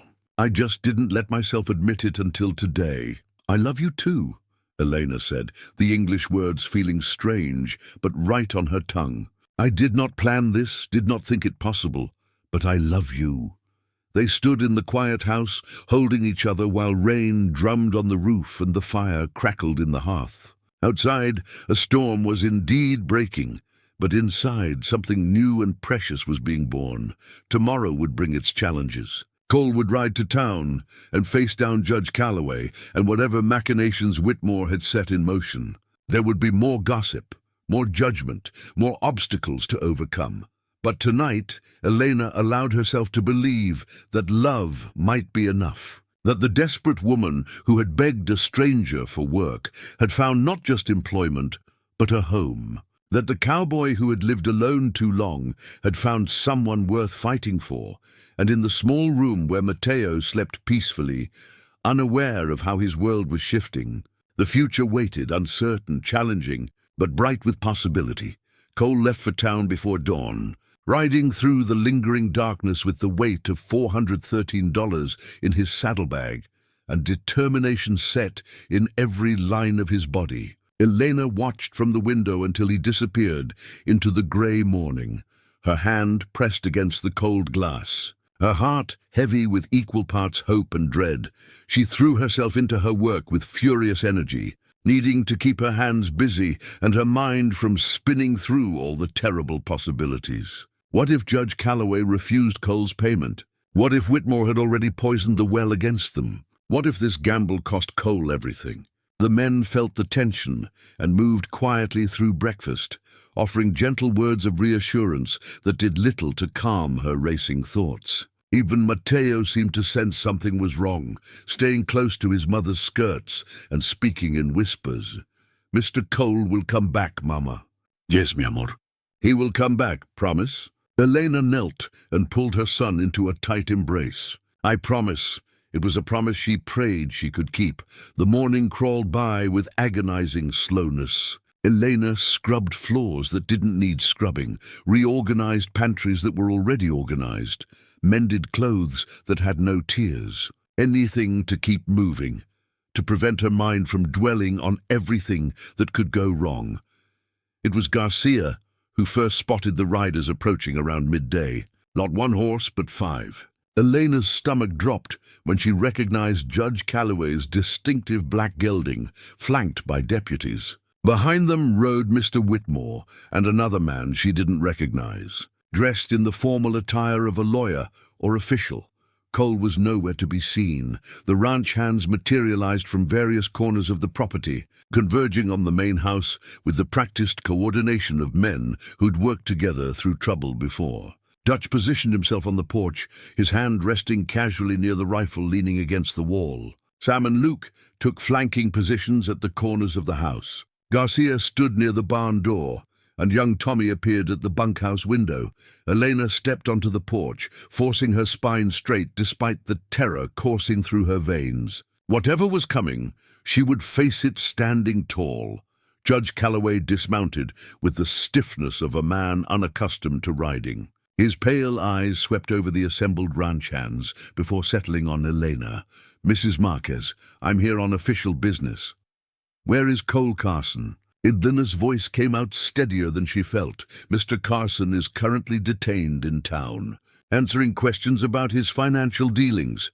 The judge's tone suggested this was both official and deeply satisfying to him. Questions that have raised concerns about his ability to settle debts on behalf of others. What kind of questions? Dutch's voice carried from the porch hard as iron. Mr. Whitmore urged his horse forward, his expression triumphant. Questions about whether a man already mortgaged to his limits should be throwing money away on, he paused deliberately, unwise investments. Elena felt the world tilt. "Cole has mortgage." "Substantial ones," the judge confirmed, pulling papers from his coat. "Taken out to expand his herd 2 years ago. Between those obligations and his operating costs, Mr. Carson's financial situation is far more precarious than he apparently led you to believe." It hit Elena like a physical blow. Cole had been going to use money he didn't really have to spare. Money that was already spoken for, already owed. He'd been willing to risk his ranch, his future, everything for her. "Mr. Carson attempted to pay your debt in full this morning," Judge Calloway continued. "However, given the questions about his solvency and Mr. Whitmore's legitimate concerns about fraudulent debt transfers, I've decided to hold the payment pending investigation. In the meantime, Mrs. Marquez, your 30-day period has expired. I have no choice but to implement the original judgment." The words seemed to come from very far away. "No choice? You will enter indentured service immediately. Sheriff Dobbs here will escort you to the Whitmore household, where you'll work off your debt under their supervision. The boy will remain in territorial custody until appropriate arrangements can be made for his future." "Like hell." Dutch's voice cracked like a whip. All 5 ranch hands had moved closer now, forming a protective semicircle around Elena. "That woman's under Mr. Carson's protection. You're not taking her anywhere." "This is the law," Judge Calloway said, though his hand trembled slightly as he held the papers. "Interfering with a legal judgment carries serious consequences. So does trespassing on private property with hostile intent," Garcia said quietly. "And that's what this is, isn't it? Not law? Just revenge because your friend Whitmore didn't get his way." Mr. Whitmore's face reddened. "How dare you? How dare you?" Sam interrupted, his usually jovial face hard as granite. "Come onto a man's property while he's in town, threatening a woman and child who've done nothing but work, honest and hard. You want to talk about law? Let's talk about conspiracy and abuse of legal authority. These are serious accusations. The lawyer with Whitmore spoke for the first time, his voice oily with false concern. Perhaps we should all calm down and— "Mama!" Mateo's cry pierced the tension. He'd emerged from the house and now clung to Elena's legs, his small face terrified by the shouting and the presence of so many angry men. Elena scooped him up automatically, her arms tightening around him protectively. This was her nightmare made real, men with authority coming to tear her son from her arms, to reduce them both to property, to erase every bit of progress and hope they'd fought so hard to build. "Please," she said, her voice breaking, "please do not take my son. I will go with you, I will work, I will do anything, but please, the law is clear," Judge Calloway said, though he wouldn't meet her eyes. "The child must be—" The thunder of approaching hooves cut him off. Every head turned to see Cole riding hard toward the ranch, his horse lathered and wild-eyed from being pushed to its limits. He didn't slow as he approached, instead urging the animal straight into the middle of the gathering, scattering the official party's horses. Cole dismounted before his horse had fully stopped, his eyes blazing with fury as he took in the scene, the judge, the deputies, Whitmore's smug face, and Elena clutching Mateo with tears streaming down her face. "What the hell is going on here?" "Mr. Carson," Judge Calloway began, "you were instructed to remain in town until nothing. I'm not under arrest, and you have no authority to detain me." Cole strode toward the judge, and despite the older man's official position, he actually stepped backward. "You held my payment pending an investigation that has no legal basis. I went straight to the territorial governor's office and filed a formal complaint about judicial misconduct. His aide is very interested in how you seem to be administering law based on personal relationships rather than actual statute." The color drained from Judge Calloway's face. "Now see here—" "No, you see here." Cole's voice could have cut steel. "I have every right to pay another person's debt if I choose to. My financial situation is between me and my creditors, none of whom, by the way, have complained about my payments. The mortgage you're so concerned about is current and has been for 2 years straight. But you didn't bother to verify any of that before riding out here to terrorize a woman and child, did you? The law requires due process, which you've ignored. It requires actual investigation before implementing judgment, which you've skipped. And it absolutely does not allow you to separate a child from his mother before you've even established proper cause." Cole pulled papers from his own coat, thrusting them at the judge. "That's a receipt showing full payment of Elena Marquez's debt processed through the Territorial Bank. Legal, binding, and completely beyond your authority to contest. She owes nothing." "The debt is settled." Judge Calloway stared at the papers, his hands shaking. Mr. Whitmore leaned over, reading them as well, and his expression twisted with rage. "You can't— This isn't Carson. You've made a grave mistake. The only mistake was you thinking you could use your influence to hurt people who didn't bow to your demands." Cole's attention shifted to Elena. "Are you all right? Did they touch you?"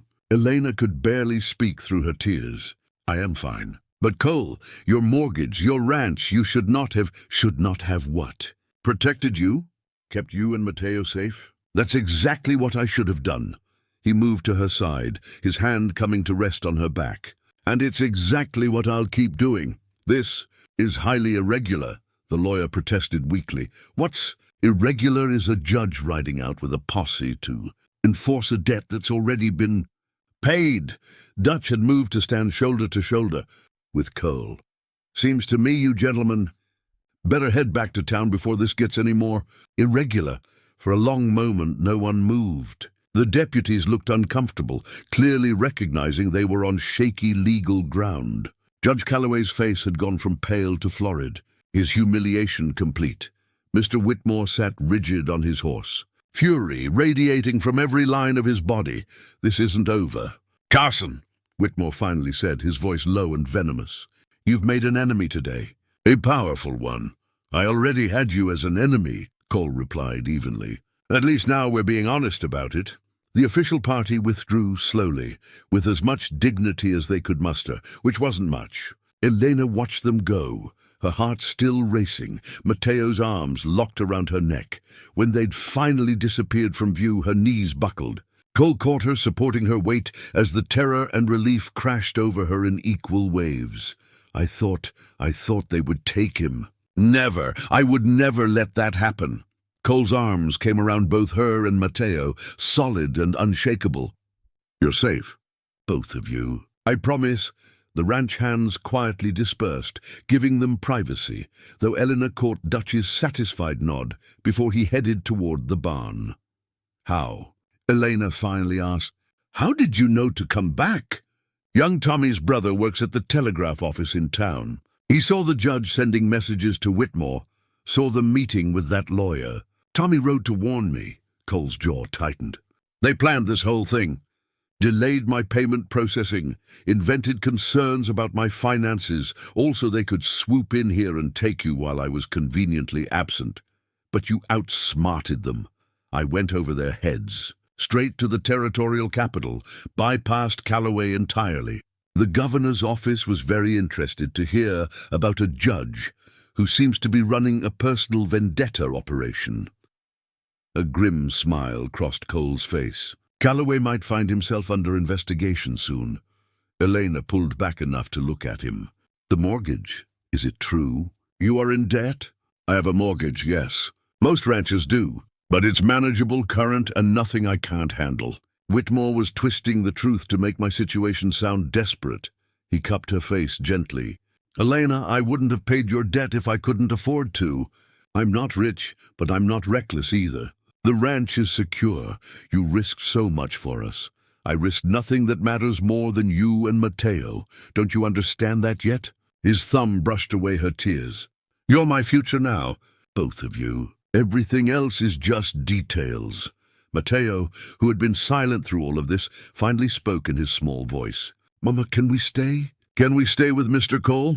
Elena looked at her son, then at the man who had become so much more than an employer, so much more than a protector. The man who had fought for them, risked for them, chosen them over social standing and financial ease and the approval of powerful men. Yes, mi amor, she whispered. We can stay. Cole pulled them both close again, and Elena let herself lean into his strength, let herself believe that the nightmare was finally over. The debt was paid. The legal threat was ended. They were free, truly free, for the first time since Miguel had died and left her drowning in obligation. But more than freedom from debt, she had found something she'd never expected to have again. Love, family, home. Not just a place to live, but a place to belong. The afternoon sun broke through the clouds, casting golden light across the ranch. Inside Cole's embrace, with Matteo safe between them, Elena felt something tight in her chest finally loosen. The fear that had been her constant companion for so long began at last to fade. What happens now? She asked.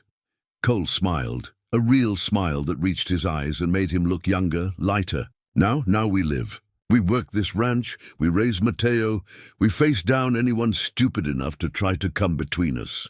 He paused. And when you're ready, when we're both ready, we make this official. Make you Mrs. Carson for real. I would like that, Elena said softly. Very much. Then that's what we'll do. He pressed a kiss to her forehead, then one to Matteo's.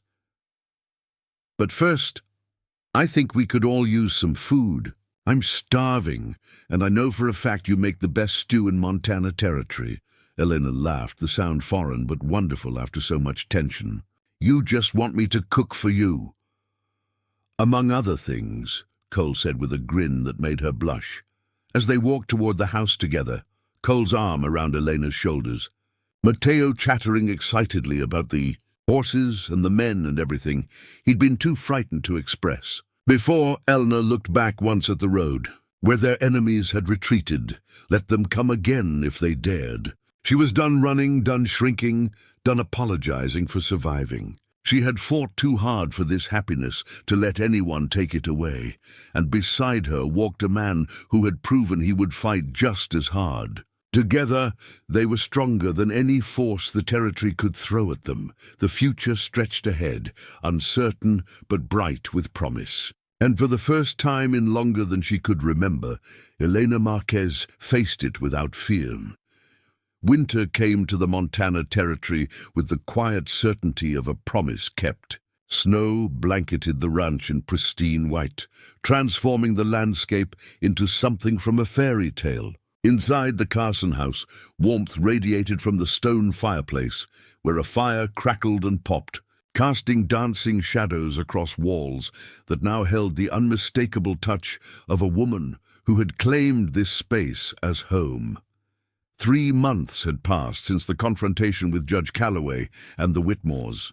3 months in which the territory had watched and waited to see if Cole Carson would bend under the social pressure of his choices. He had not bent. If anything, he stood taller, his defiance a quiet statement that carried more weight than any proclamation. The ranch had thrived despite, or perhaps because of, the challenges. Word spread among other ranchers about Cole's loyalty to his people, and those who valued character over social convention began seeking him out for business. New contracts materialized.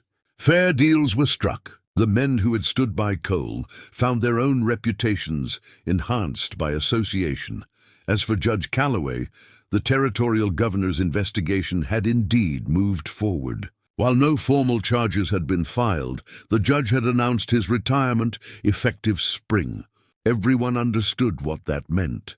Elena stood at the kitchen window, watching Mateo play in the snow with Dutch, who was teaching the boy how to build a proper snowman. Her son's laughter carried through the cold air, pure and joyful, the sound of a child who knew security for perhaps the first time in his young life. "He's getting tall." Cole's voice came from behind her, warm and familiar. His arms wrapped around her waist, pulling her back against his chest. "He grows every day, I think." Elena leaned into his embrace, savoring these quiet moments. "Soon, he will not need me to carry him anymore.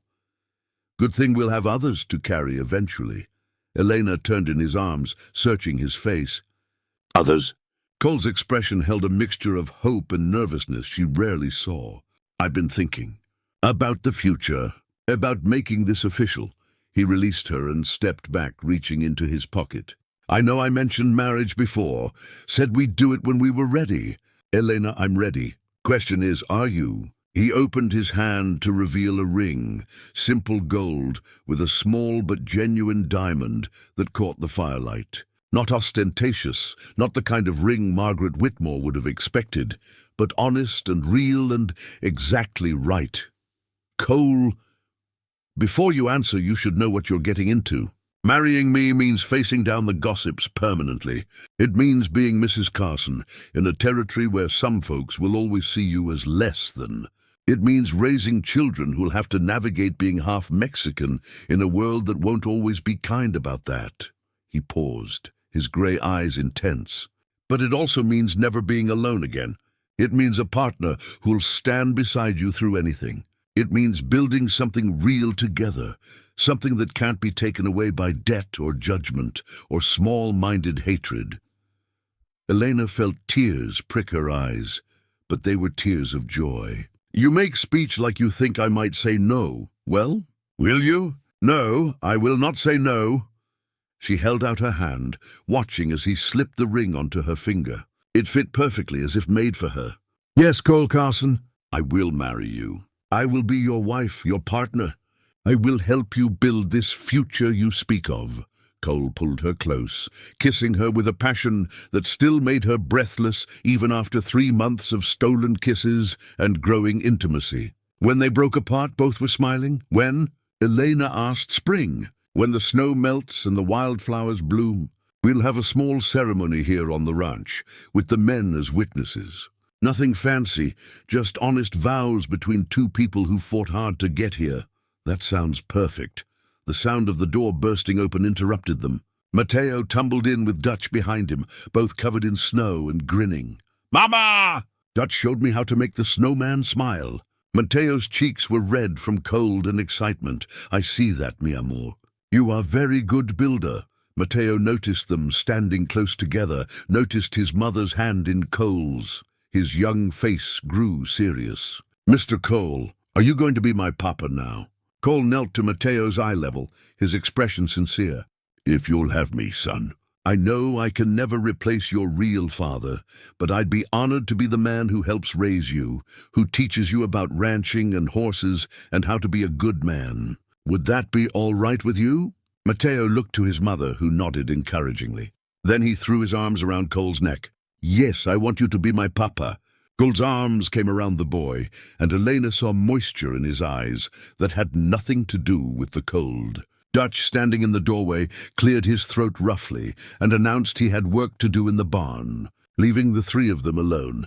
That evening, after Matteo had been tucked into bed, exhausted from his snow adventures, Cole and Elena sat before the fire. The ring on her finger caught the light, a tangible reminder of promises made and futures secured. "I never thought I would have this," Elena said softly. "After Miguel died, after the debts came, I thought my life was over. I thought the best I could hope for was survival, just keeping Matteo safe, one day at a time. And now I have hope, real hope.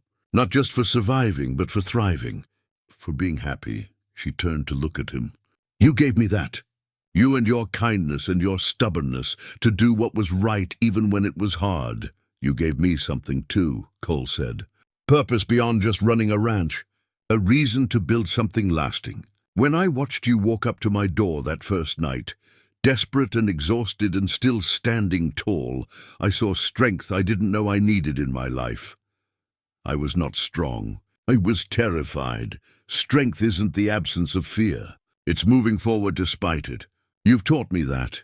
They sat in comfortable silence for a while, watching the fire burn down to embers. Outside, the wind howled across the plains, but inside they were warm and safe and together. "Tell me about spring," Elena said. "Tell me about this wedding you plan." Cole smiled, the expression softening his angular features. "Nothing complicated. We'll stand on the porch where you first asked me for work.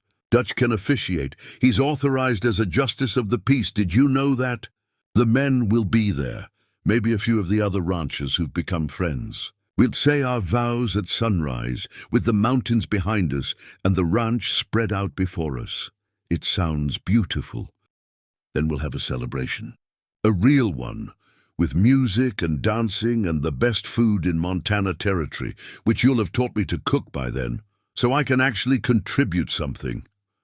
Elena laughed. "You contribute plenty. You run this whole ranch. We run it, together. That's how it'll be from now on, partners in everything." The weeks passed in a blur of preparation and anticipation. Elena worked on sewing her wedding dress, simple white cotton she'd purchased with her own carefully saved wages, embroidered with delicate patterns her mother had taught her. The ranch hands took turns offering awkward but sincere advice about marriage. Garcia taught Cole some Spanish phrases so he could surprise Elena during the ceremony. Tommy and Sam repaired the porch, making it perfect for the occasion. Luke somehow procured wildflower seeds that would supposedly bloom just in time.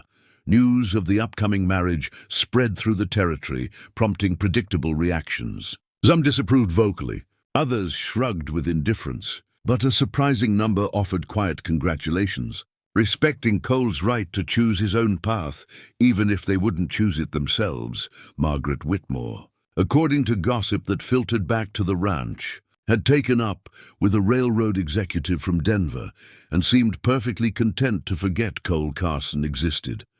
Mr. Whitmore had shifted his business interests elsewhere, nursing his grudge in private but making no further moves against the ranch. On a Sunday in early March, a visitor arrived who took everyone by surprise. Mrs. Callahan, the woman who had warned Elena about town gossip months ago, rode up in her sensible wagon with a large basket covered in cloth. "Mrs. Marquez," she called as Elena stepped onto the porch. "I heard about the wedding and wanted to bring you something." Elena approached cautiously, unsure what to expect. Mrs. Callahan climbed down and uncovered the basket, revealing a beautiful wedding cake adorned with sugar flowers. "I know we're not close," Mrs. Callahan said, But I've watched what you and Mr. Carson have been through.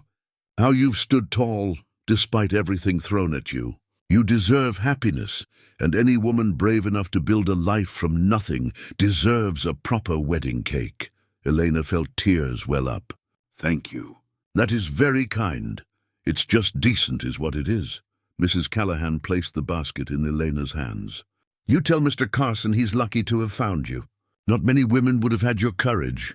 As the older woman drove away, Eleanor stood holding the cake, overwhelmed by this unexpected gesture. It reminded her that while prejudice and hatred existed, so did kindness and recognition of simple human dignity. The night before the wedding, Elena lay awake, listening to Matteo's soft breathing beside her. Tomorrow her life would change again, but this time the change was one she chose. She thought of Miguel, of the dreams they'd shared that had never materialized. She felt no guilt in moving forward.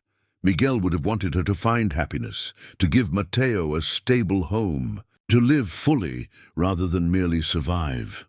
Thank you, she whispered into the darkness. Whether to Miguel's memory or to God or to the universe itself, she wasn't sure. Thank you for bringing me here, for giving me Cole, for letting me keep my son. For this second chance. Morning arrived with perfect clarity, the sky a brilliant blue, the snow beginning to melt, and the first hints of green showing through on the south-facing hillsides. Elena dressed carefully in her wedding gown, her hands only slightly trembling as she fastened the buttons. Matteo wore new clothes Cole had purchased in town, looking impossibly grown-up and handsome. The ranch hands had transformed the porch with wildflowers someone had found blooming in a sheltered valley, their colors bright against the weathered wood. Dutch stood at the center in his best clothes, holding a worn Bible. Sam, Luke, Garcia, and Tommy formed an honor guard on either side, their faces scrubbed and their hair slicked back, and there was Cole waiting at the end of the short aisle, looking at her as if she were the answer to every question he'd ever asked.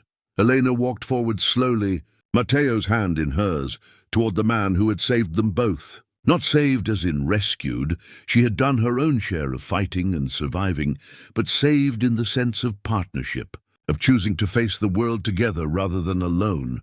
When she reached Cole's side, Dutch began the ceremony with simple words about commitment and partnership, and the courage it took to build a life together. But Elena barely heard them. She was too focused on Cole's face, on the love and certainty she saw there, on the future they were about to claim. Do you, Cole William Carson, take Elena Maria Marquez to be your lawfully wedded wife? Dutch's voice carried across the quiet morning. I do. And do you, Elena Maria Marquez, take Cole William Carson to be your lawfully wedded husband? I do. The words came out strong and clear, carrying no doubt. Then by the authority vested in me by Montana Territory, I pronounce you husband and wife. Cole, you may kiss your bride. The kiss was gentle, reverent, a promise sealed. When they broke apart, the ranch hands erupted in cheers and whoops. Matteo hugged both their legs, declaring loudly that now they were a real family. The celebration that followed was simple but joyful. Mrs. Callahan's cake was devoured with enthusiasm. Someone produced a fiddle, and there was dancing on the porch and in the yard. The sun climbed higher, warming the day, melting more snow, revealing more green shoots of spring growth. As evening approached and the guests began to depart, Elena stood with Cole watching the sunset paint the mountains in shades of gold and rose. Matteo was asleep in Dutch's arms, exhausted from the excitement. Happy? Cole asked, his arm around her waist. More than I knew possible. Good, because this is just the beginning. Mrs. Carson. Elena smiled at the name. Mrs. Carson. No longer the desperate widow begging for work. No longer the woman marked by shame and debt. Now she was a wife, a partner, a woman who had fought for her place and won it. Tell me what you see, she said, gesturing at the land spread before them. When you look at this ranch, our home, what do you see? Cole was quiet for a moment, considering. I see cattle grazing on good grass. I see fields we'll plant in spring. I see the house where we'll raise our children, Matteo and whoever comes after. I see hard work and honest living. But most of all, I see us building something that lasts. Creating a legacy not of wealth or power, but of love and determination, and refusing to let anyone tell us we don't belong together. That is what I see too, Elena said softly. As darkness fell and stars emerged in the vast Montana sky, they stood together, the cowboy and the woman who had begged him for a chance, who had given him more than any white woman ever could have, because what she gave came from a place of genuine love and mutual respect and shared struggle. The future stretched ahead, uncertain as all futures are, but filled with possibility. There would be challenges still, children to raise, a ranch to maintain, prejudices to face down, winters to survive. But they would face it all together, partners in every sense of the word. And in the house behind them, in the small room that would soon need to be expanded, Mateo slept peacefully, dreaming of snow and horses and a father who had chosen him, who would teach him that family was built not just from blood, but from choice and commitment and love, that refused to surrender to the easy path of hatred. This was Elena's new beginning. Hard won, honestly earned, and sweeter for all the struggle it had taken to achieve. She was home. Up next, you've got 2 more standout stories right on your screen. If this one hit the mark, you won't want to pass these up. Just click and check them out. And don't forget to like, subscribe, and turn on the notification bell so you don't miss any upload from us.